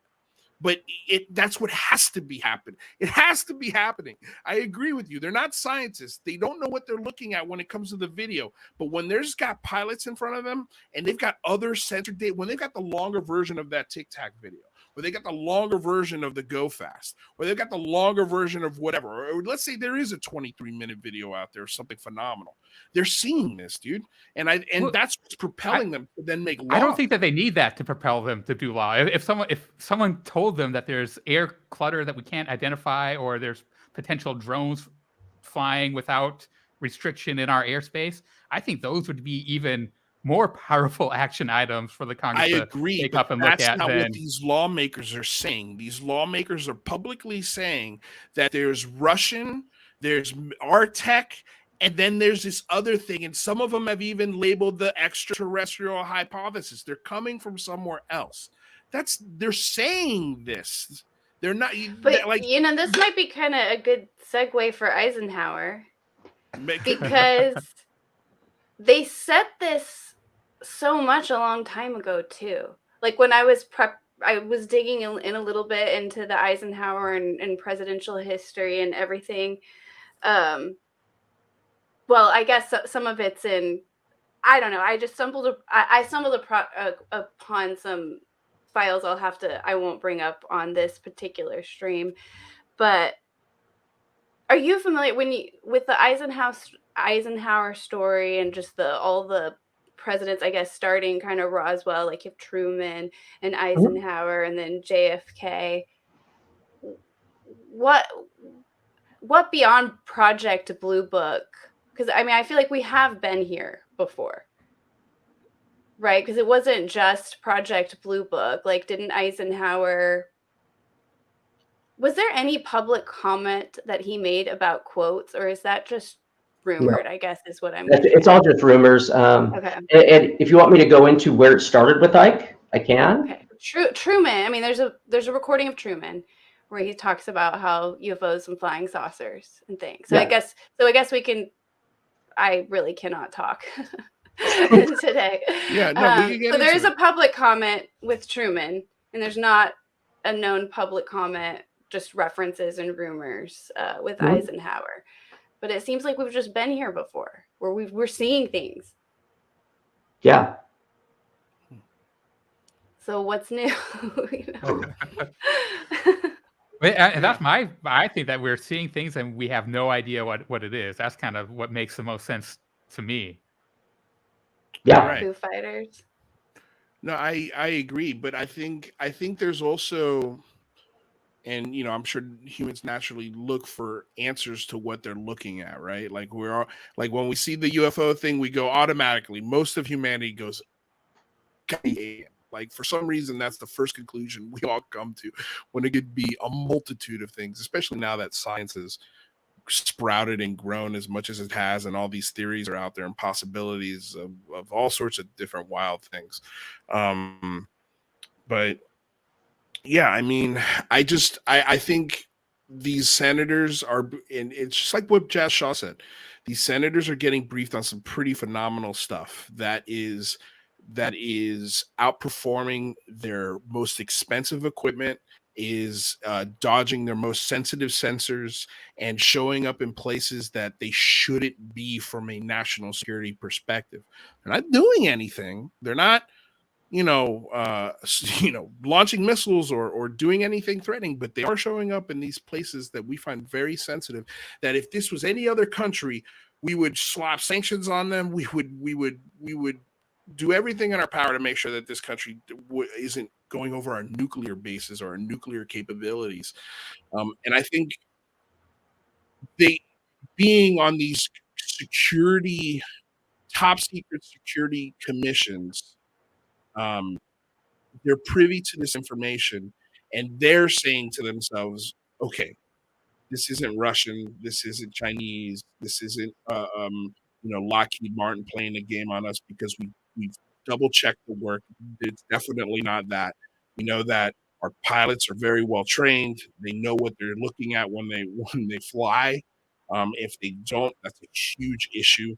And it's not just one pilot in a plane. It's 4 planes with 2 pilots in it each. This is 8 people seeing things, I'm sure, in some cases, depending on what's going on. Not only that, it's being corroborated by the radar, and so many things would have to go catastrophically wrong at the exact same time for them to start coming to the conclusion in the public statements of this could be extraterrestrial. Like they've said it. I'm not saying it. Avril Haines said that. Gillibrand said that. Rubio has said that. Andre Carson has said that. Tim Burchett has said that. All of them have said that term. And now you have Christopher Mellon is even like the hypothesis is being considered. It's being put on the table in the most classified of briefings when it comes to our national security. I think that's what's moving the ball on us. And I think that's, I'm sure, a frustration. If I'm putting myself in Lou Elizondo's shoes, frustration for them because they can't get into details of what these congressmen are seeing, but they're dropping us clues. They're giving us hints as to why. And we have people like Gadi Schwartz and Jazz Shaw and Dean Johnson and all of these journalists doing really good work digging into this and painting a totality of this. Like our good friend Jamal says, Jamal Thomas. You know, there's a totality here. There's a big painting if we all step back, and I think that's what lawmakers are looking at. Anyway, we've got about a half hour. Let's smash this Eisenhower story in. So what happened? Why is this? Okay, so first of all, let me just preface this breakdown of, you know, when we do our shows on Friday, every Friday we'll hang out in the Discord, and we always have wonderful conversations about all sorts of things. And you know, we were talking about our favorite cases, I think, in this Discord, and Matthew was coming back with I don't know about that one. That one's okay. That one's not so good. And the one we were really discussing is the Ariel schools and how, you know, how he thinks people might have been mistaken on what they were seeing. And I was like, I don't know, dude, you know, like you're going to have to convince me of a lot to do that. And so we were going to come on and talk about that today, and sort of why his beliefs or what his research has found that leads him to believe that could be a very explainable event. So then that was like, okay, well, what else can we talk about? What else can we throw out there? And so Matthew wanted to talk about this Eisenhower meeting. Like there is, and this is something that I believed at one point or another during one of my very deep dives down this ufology rabbit hole. And I think it's kind of fun to go back to these stories, highlight them, and tell everybody, just try and straighten out the record on these anecdotal stories as best we can with information that we've gathered. So take it away, Matthew Riot. What do you got for us on President Eisenhower having a meeting with aliens at Edwards Air Force Base? So to put this in context, I live in Bakersfield, which is very, very close to Edwards Air Force Base. And as a child, like in Gate and in school, they would take us to Edwards. I got to see the SR-71 Blackbird. I got to see all kinds of cool shit out of Edwards. And I always kind of found that a fascinating place, right? And in ufology, Edwards there's often sightings around Edwards. I mean, there's so many sightings reported around Edwards. But there was this one piece of history that had Eisenhower going to Muroc. It was called Muroc at the time, Air Force Base, before it was called Edwards, and meeting with aliens. And I always found that fascinating because, like, that, if that's true, he was just right here. And for some context, when I first started looking into the story, I was a big believer in the Bob Lazar story. So for me, reverse engineering, getting a hold of craft to reverse engineer, all seemed like logical constructs as far as everything goes. It didn't seem too far out of reach. So it was something that I tended to believe. And I always knew about this other story about Eisenhower being the Holloman Air Force Base the following year, meeting with Grays in an exchange of some sort. But the Bakersfield, the Edwards Air Force Base one isn't talked about too much. So I was fortunate enough to stumble, because I collect a lot of UFO newsletters, magazines, history, ephemera. I was fortunate enough to stumble across a very true believer's archive that had passed away, and his wife put it on eBay. And in there, I found just the most amazing thing. Let me show you here. Can I share this screen? Yeah, please. Yeah, go for it. Okay, let's see. Share screen. Share screen. Select window or screen. Oh my God. Okay, allow. Okay, so that's going to show stream error. Can you see that right here? Yeah, let me pop it in. Yep.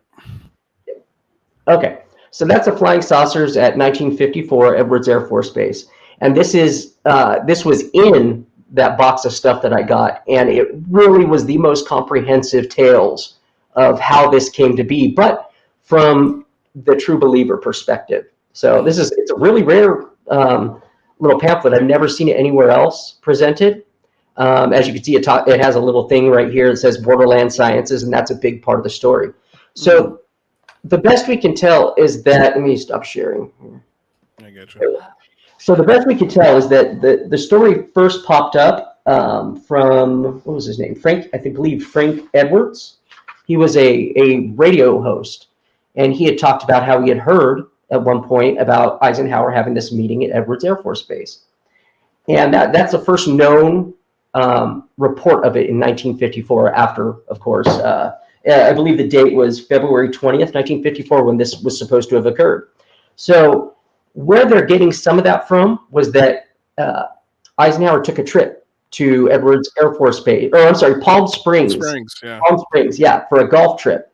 And he was out there, and during 4 hours in the night, he disappeared. And supposedly he was eating a chicken bone, chipped his tooth, and they flew him off to a dentist to get it capped. He came back, and that was that. But it left this little loophole for this mythos to be created, that he slipped off to Holloman to have this amazing interaction with Nordics. Now, the Nordic aspect comes in from a man named Meade Lane. Meade Lane was one of the early researchers into occult, ufology, psychic stuff, and he got this idea from a man named Mark Probert, who was a channeler of sorts. And this is Mark and his wife right here on this. He was a man out of San Diego, and up until he met Meade Lane, he had never claimed to be psychic, but Meade Lane convinced him, hey man, you got some psychic skills, let's do this shit. So that's where the story begins, from a psychic's channeling that Eisenhower met with Nordics, and they asked him to exchange nuclear technology, or to halt all nuclear development for their technology, and Eisenhower said, no, we're not going to do that. And slowly over time, this morphed into this story at Holloman Air Force Base the following year, that Eisenhower had this meeting with extraterrestrials, Greys this time, and agreed to let them abduct certain people and cattle mutilations. But when I first heard this story, it was all from the perspective of someone who believed in reverse engineering and that we have these discs. So it seemed plausible until I started realizing, oh my God, this was started by a guy channeling and just spouting it off, and that's what all this is based on. All of it is based on that. Have you heard of, I tried to verify this person, that they were a state representative, but there was somebody named Henry W. McElroy Jr. is claimed to be a retired state representative to New Hampshire. And he said in May 2010, he'd seen some, I don't know how he would have seen these documents, and I couldn't verify them. He'd seen some documents that confirmed that Eisenhower had met him. So I don't know if you'd seen that string yet, or no, I haven't. We're not able to, because I wasn't able to disprove that state representative didn't exist. In the same article, send it to you after. It's pretty in depth, but they do talk about how that trip to the dentist was very odd. There was even a report that got out in the press that he died. Yeah, the AP so printed it for 2 minutes. There's a lot of smoke around that dentist visit. I don't know if I buy the dentist visit, but that doesn't mean he met with the Nordic aliens. Yeah, for what they have records. Kind of weird. They have records from the Surgeon General and everyone else. They made strict records about his dental trips and all that, and it's in the records. But I mean, of course, they could just add it into the record if that were the case. But this is all based on a channeler. Did anybody talk to the dentist that he visited in Palm Springs? Yeah, I believe so, and they've checked the records, and it's just everybody's saying yes, this was a frickin' dental trip. This is, like, there's Well, I no would question. imagine. I mean, I would just imagine there would like. I'm surprised that not one reporter went to that dentist. You know, it was like, "Hey, I heard you had the president come in. Like, can you tell me a little bit about it?" You know, like. Well, story didn't really get huge legs until later on in the 60s. During the 50s, I'm not even saying from the alien meeting perspective. I'm just saying, just from a human interest perspective, the president is on vacation, hanging out at Palm Springs, playing golf. He chips his tooth. He's got to get rushed to a dentist, and it was probably just some random dentist in Palm Springs, I imagine. You know, where we know who the dentist was. Okay, we know who the dentist was. Yeah. Well, I guess my point is I'm just surprised that nobody was like, "Hey, Kurt Dennis guy, you know, like, tell us what was it like were you nervous to replace the tooth of the president?" Like, there's so many like just human interest stories. Like, I figured that dentist would have been somewhere in an article floating around talking about his experience changing the president's tooth, you know, and how unexpected it was or something. I think he had a specific dentist, and he had several teeth problems. So, like, this is something that had occurred. Another molar had chipped So he at had one a point. traveling dentist, is what you're saying. Maybe he just traveled to him. Yeah. Well, that could. I mean, but damn. I mean, I don't know. If his dentist is in DC, That's a good point. Yeah. you know, like that's. It sounds like he chipped it an hour and a half later, or pretty soon after he chipped his tooth, he was going to the dentist. Yeah, it was only a 4-hour period, if I remember correctly. So that's pretty fast. Yeah. That's pretty fast. So I mean, that's maybe what I'm he saying. met the aliens. Maybe he had a near-death experience, and that's. Or maybe he's like Travis Walton when he met them. Article, right? You know. Yeah. Well, I go ahead, rather. Well, is this Valiant Thor? Is that who he's supposed to be meeting, or is that another story? No, that's another whole other story. Is that, did you get a chance to look into that one, or is it completely separate? Val Thor? Yeah. Do you have Val Thor is Dr. Frank Strange. Yeah. Yep. Journalist. Dr. Frank Strange was, I believe he's the first person to write Stranger at the Pentagon by Valiant Thor. Claims he talked to him. Yeah, I claimed he talked to him, had pictures of him. I had my picture as that on Twitter for a long time of Val Thor, just ironically. Who was Val Thor supposed to talk to? Supposedly talked to Eisenhower as well? Or am I missing my time frames a little bit? Was. I don't know which presidents he talked to, but he wasn't supposed to be in the upper cabinet of some sort. You know, we have a picture of the guy. We should be able to know who this dude is. But to date, I don't think anybody's ever said, like, okay, we can verify it's this dude. You know, it's interesting. But I think there's multiple pictures floating out there too that identify different people as Valiant Thor. If I'm there's one in particular. There's only one I know of. Yeah. There's a few out there of the same guy. 1957, there was a craft that landed in Virginia, and that's what Valiant Thor, came out of. When was Eisenhower president? This is 54. Okay, so that would have been during around that time. Yeah, so if he's hanging out in the Pentagon, he met Eisenhower. So we've got all these stories post Roswell. 3 rumors. One of them has to be true, right? Yeah, right. That's how it works. There has to be 3 rumors. Well, it sounds like you're coming, and I think I'm starting to understand why you got so much fire on your ass sometimes, Matthew. It seems like you came from a place of pure belief. Yeah, I did. You were stuck in a rabbit hole, very similarly to me, and you started growing up a little bit, maybe, or just for whatever reason started looking into it. And it's the second you realized, oh, they're lying to me, and then that led to you just getting pissed off, and I'm assuming it led to you looking into a whole bunch of other things that ended up being bullshit. And then now you've got this very jaded sort of hard view on the whole community as a whole. Like, and so let me ask you this: being stuck in that hole, what were to you the most frustrating or dangerous aspects of it? Would you say any of them were dangerous? Like, were you sort of alienating yourself with these belief systems? The most dangerous one, I think, and it was the one that opened my eyes the most when I was young, I was 17-ish, was Billy Meyer. I bought it hook, line, and sinker. And he actually has a ranch or farm in Hinterschmid-Rudi in Switzerland. And people go out there, and it's a kind of a commune, and I was going to go. I was ready to go. And luckily, I stumbled upon some things that made me realize, oh, holy shit, I'm just so blind to this. And to be honest, all of that kind of was a slow process of being, well, he may be, lying, but let me look at some other stuff.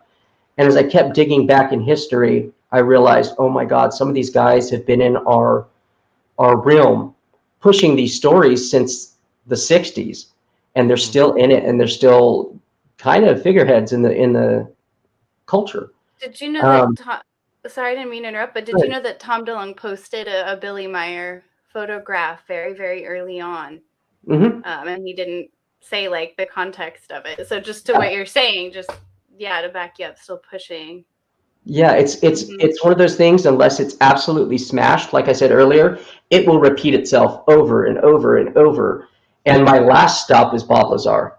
And he was the one that, since I was a young child, that I believed in. I was born in '81, so I remember when he came out, I was still so far into this shit, and I remember that I believed too. it. Yeah, I believed it, hook, line, sinker, and even with everything presented in front of me, my bias just wouldn't leave when it came to that one, because it was such a solid belief. And when I started looking into it and broke it down, that's when I was like, okay, I really need to go back into history and figure this out. I want to figure out where it started, who were the first people being contactees, you know what I mean? Like, where did this all come from? And the more I dug, the more clown shoes it got. Yeah. Frankly. But it's funny because you still believe that, or at least a belief or a feeling or a theory that there's still a there. It's just a lot of these stories and anecdotes that surround the there or fall apart as soon as you start really looking into them. I've seen anomalous stuff just within the past 3 months. I saw something anomalous in the sky, but it wasn't a UFO, but it was a very weird electric anomaly, I'd say. I don't know. So there is something there. Was it the same one Green Street saw? No. This is like it was green, and it made a real weird shape, and I watched it form, and then had a red tail come off of it, and it was neon. But what it told me was that, yeah, granted, that may not be a UFO or alien or anything related to this topic, but there are unexplainable things. There really are. And there is something out there that we can't explain. There are many things out there we can't explain. So being a naysayer about all of it isn't necessarily the case, but I have a real hard time. I mean, I really looked into crashes. That's where I really like cut my teeth on stuff, was in crashes. Because if you could prove a crash, then you can prove that this is true. And it just, that contactees, abductions, it's really hard to find a good solid case. And it just, I want to believe it, like I would love that. That'd be rad. Alien, you kidding me, but I am more skeptical in my older age now, I would say, but I do believe there's a there. I just think it's many theirs, or many things. Can I ask you a question? So for me, I feel like, as much as I would like to feel that I can investigate this phenomenon, I really can't, because I'm a citizen. I mean, I'm not because I'm a citizen, but because I'm not part of any of these top secret groups. And I think there's been a really obvious, intense cover-up, right, of this information. And for me, it explains so much of why it's hard to really, why it is like catching smoke, kind of, and why it is really hard to find those cases. And I've just seen a pattern where, you have, let's say, a story gets out and then it just disappears right away. Or I also have seen a pattern of, if somebody goes on TV and they say they've hoaxed something, people, okay, well, that's much easier to believe. There's a person, they said they did it, they showed how they did it. Okay, case closed. It's so easy to believe that over aliens are visiting. So how do you contend with the cover-up, knowing that there might be evidence that would prove that there's a there, would prove some of these cases, but maybe we'll never be privy to it. Maybe it's just destroyed at this point, or there's obviously a cover-up of some sort, but the agenda behind cover-ups is there's so many different agendas at play, personal agendas in the government. Who knows why? I mean, they've used it to their advantage at times, to hide secret tech. I feel like their own tech. I think that they'll spin it how they want it to their advantage. And I just don't trust the government any shape or form. I've been very vocal about, like, with disclosure, I don't need the government's input at all on anything because they're already an unreliable narrator to me. So I just don't care what they say. I don't trust them in the first place, if I'm being frank. No, I mean, well, I think it's deserved. It's just unfair. The only part I say that it's unfair about it is that the government is not one thing. It's many, many, many individuals. And I think most individuals within this system are really great people. Sure. 98% of them are really wonderful people. And then you add politics into that as well. That's where things start getting really dicey. But I mean, the government well, look, that's why on the controls to let us know anything, though. That's a problem. Yeah. A good one. Well, but that's why I'm advocating for this politically so much, because I think there's an opportunity here to win back trust from a political perspective from the American people. Because I think if you can add clarity that passes people's sniff tests like yours, I think that's a good thing. And if you're releasing data that clarifies information, adds more stuff that people can look at in a healthy, skeptical manner, but still at least starts to inform science, starts to inform the world that, hey, look, there is a there. There's something here. We need to look at it. We need to put money into this. This is worthy of our time and effort.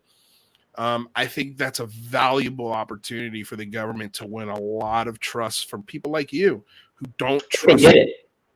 If they put out valid data, of course I'd look at it, and if it was good data, I'd be thankful. However, I have no faith at all in them doing that or making any head. I mean, I'm glad that the Gillibrand amendment's there and stuff, but I half the time I feel like Lou says the government doesn't know anything. And half the time I feel like he's saying he knows a pretty good amount, So I tend to believe that they probably know as much as us. Can't both be true? Can't we have a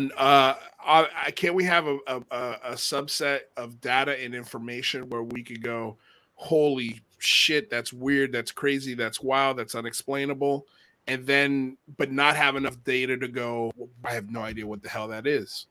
Sure. I think that's I feel like both can be true, where it's like, hey, we've caught these things on radar. We've caught them here. We've caught them there. But look, like Sean Cahill once told me, and I love this. He's like, the problem, nobody knows because we can't follow them back to where they go. There's no, like, we can't go to where they are resting or where they dock their ships, or if they're even ships. We can't go there, and that's the problem. And that's why I feel like this esoteric part of the conversation, it needs to be explored, but it's got to be put on the back burner if there's a stove here, because from at least for me, from a political perspective, it's not something that for me is going to move the ball forward when it comes to getting people to accept that there's a phenomenon, there's a real tangible thing in the sky that people have seen, that people have experienced, and in some cases it's done even more things. But I don't really want to go there right now because I don't want to get weird. I just want to give you the facts, what's happening, Yeah.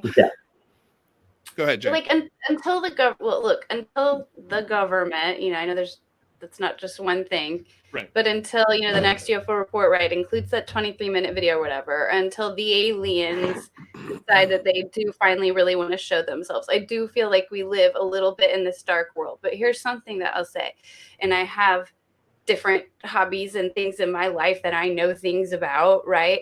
And so I have some of an idea of statistics and information in the universe. I find out about new UFO cases every week. This is incredible cases. Then I'm like, oh my, I just made a video about this saucer that a man and his daughter saw in the 50s in Germany. And then you have somebody, in Germany that was designing similar things. And I'm 10 years in and I'm finding new cases. And so this is still an untapped universe of knowledge. And to think that just because the aliens are visiting, that you're going to be the one to see the gray alien, that you're going to touch physical evidence, that you're going to ever have any like official government confirmation, like it may not ever happen. But I absolutely think this phenomenon is real. I absolutely think there were flying saucers. I absolutely think that there were non-humanoid entities. I absolutely think presidents and the Pentagon and the government have been involved in the cover-up of this. But this is bigger. This is bigger than the government, though, and this is bigger than any one room, because we would have, I don't know, this would already be part of our collective reality by now. If this was simpler, if this was something we could have handled by now. This is a truth, I think, to be fair, that is difficult to get our brains around.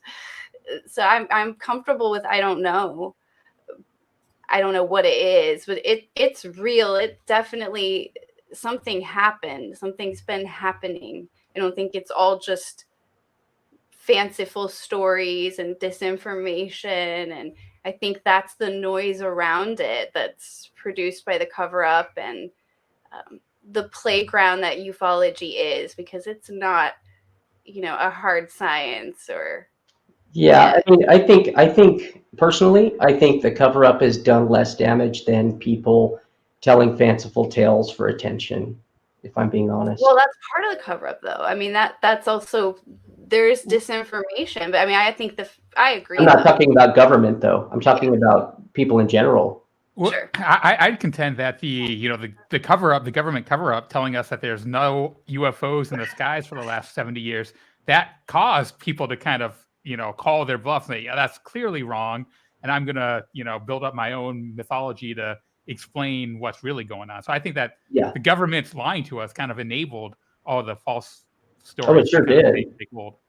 Yeah, absolutely. Anybody who's lying, I mean, lies are bad. Lies are bad for all of us. It's like we've all got this buffet and we can eat this really healthy food, or some of us can go and poison it, behind our backs without telling us. We all have to be honest. And I think that there is kind of a progression that we have to take. We can't just dive right into the esoteric conscious nature of this. I think that there are kind of little, there's small steps that we have to take along the way. We still don't know how often these things are happening, how often these, mysterious reports do have, really, really weird characteristics like the Tic Tac. There's just a lot of kind of, small things that the government surely knows that would kind of help us start to get a handle on what might be going on. And I hope we get that soon. Yeah, me too. I think that's what everyone wants. Who wouldn't want that? Again, just more clarity.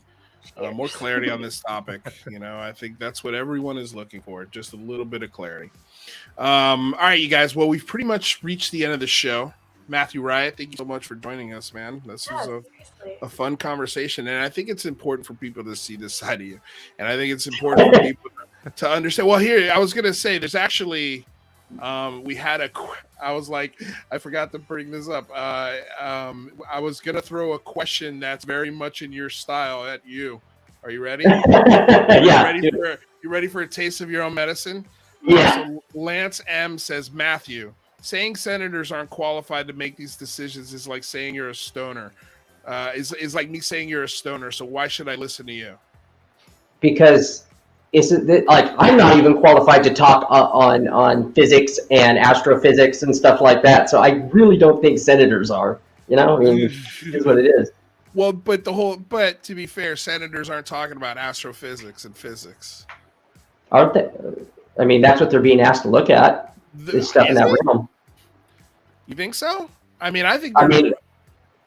it's things flying in the sky at the 5 observables. I mean, that's right. But it's not just things flying in the sky. It's pilot testimony. It's instruments. It's people coming to a point where it had to be presented to the senator or Congress. I don't think any senator and congressman are looking at these videos and going, you know what?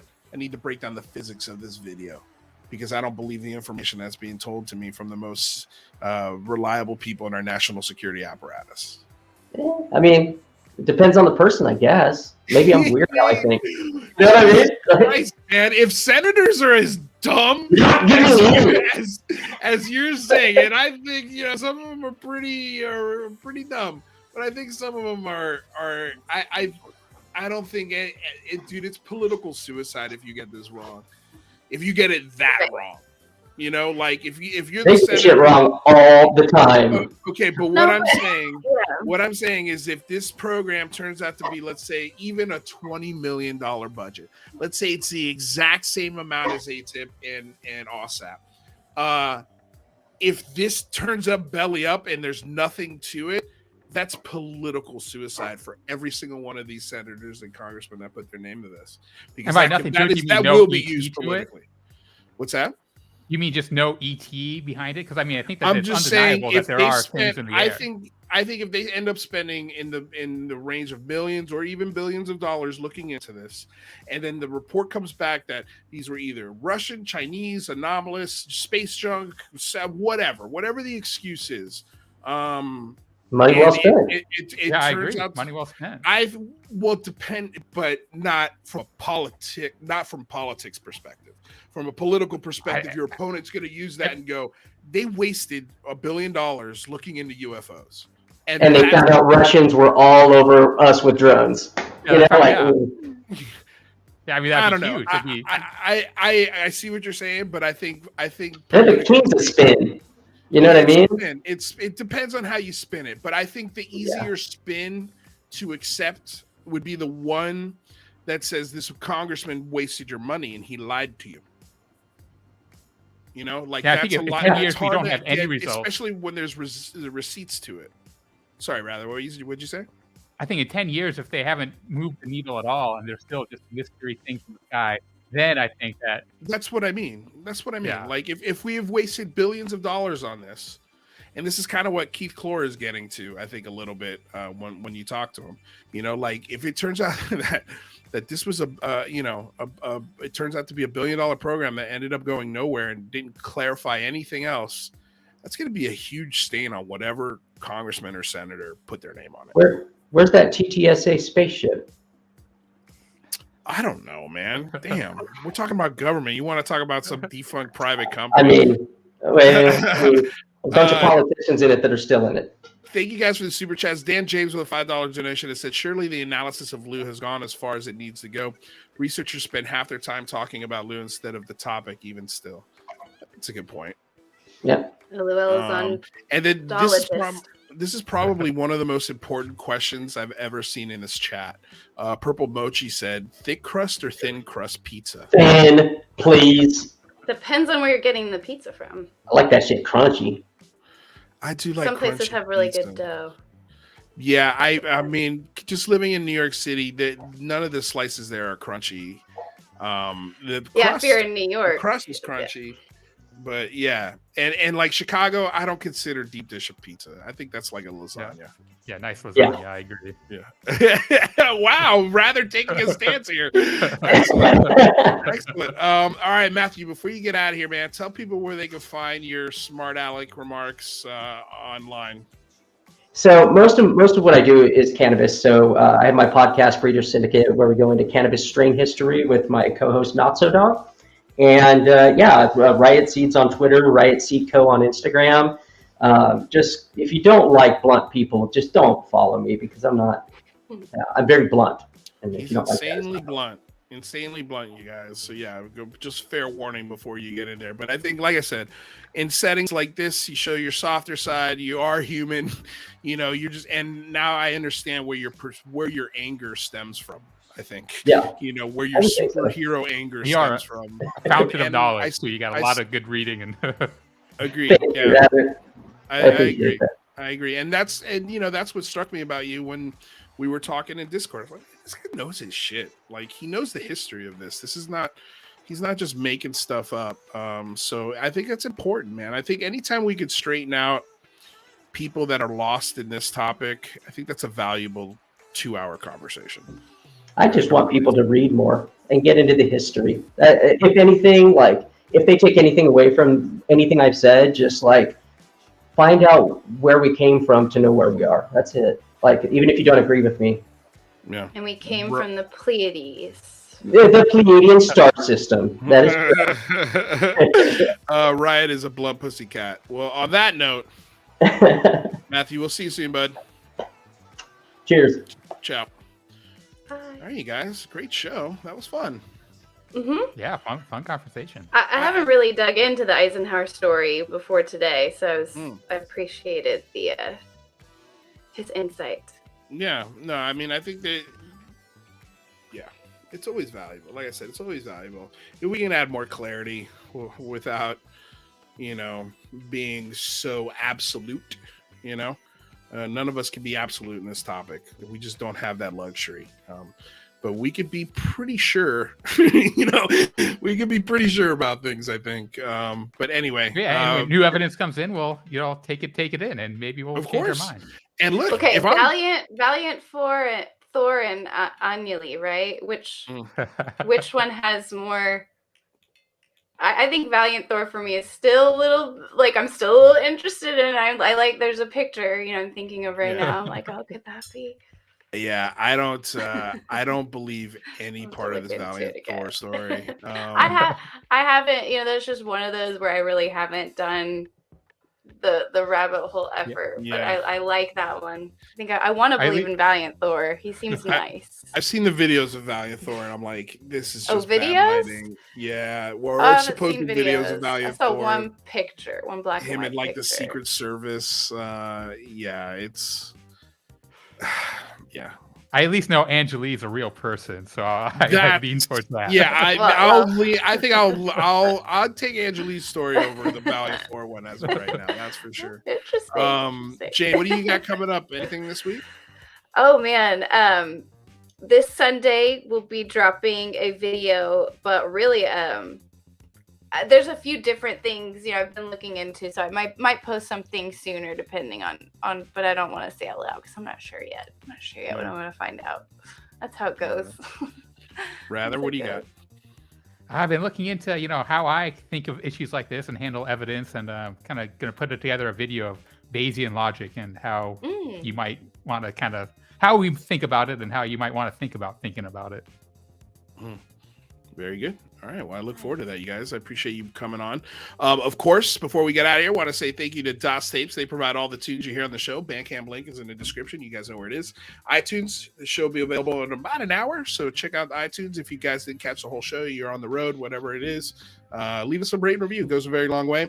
Thank you so much to the Patreon supporters, future Patreon supporters, all of the super chats that we got, you guys, and the YouTube membership members. You guys are amazing. Thank you for supporting us. We're your dollar. We are a public access channel. We're supported by viewers like you, so we truly appreciate when you guys do that. But if you can't do that, again, never sweat it. All of our content is 100% free. Our Discord is free. Our shows are free. So you're more than welcome to check out the entire archive. No problemo. No paywalls at all here. So enjoy. All we ask is leave us a like, share, subscribe, ring the bell. That way, anytime we go live, you don't miss the show. And then, I want to say thank you to the moderators. And don't forget to check out the links for Discord, our merch, for Jane, for Matthew Riot. All of those links are in the description below. So please go support everyone who was on here. And that's it. I hope you guys have a wonderful night.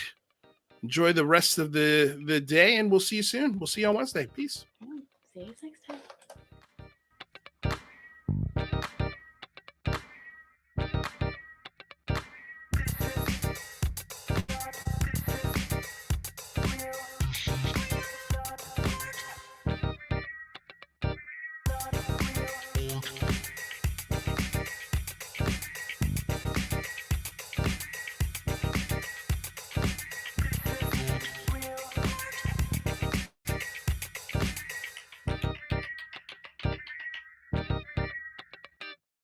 I'm going to tell y'all right now, all of these wonderful people would not be here without Patreon supporters like you. If you enjoy credible news, reviews, and commentary on UFOs and UAPs 5 days a week, you want to support this show. What's your name? Marty. Marty, look how easy this is, Marty. Pick up your phone. Boom! You're a Patreon member. I mean, look, it's so easy. You just click the link, which is right here. Just for $1 a month, you can support this show. Just fill out the information and pledge what's comfortable for you.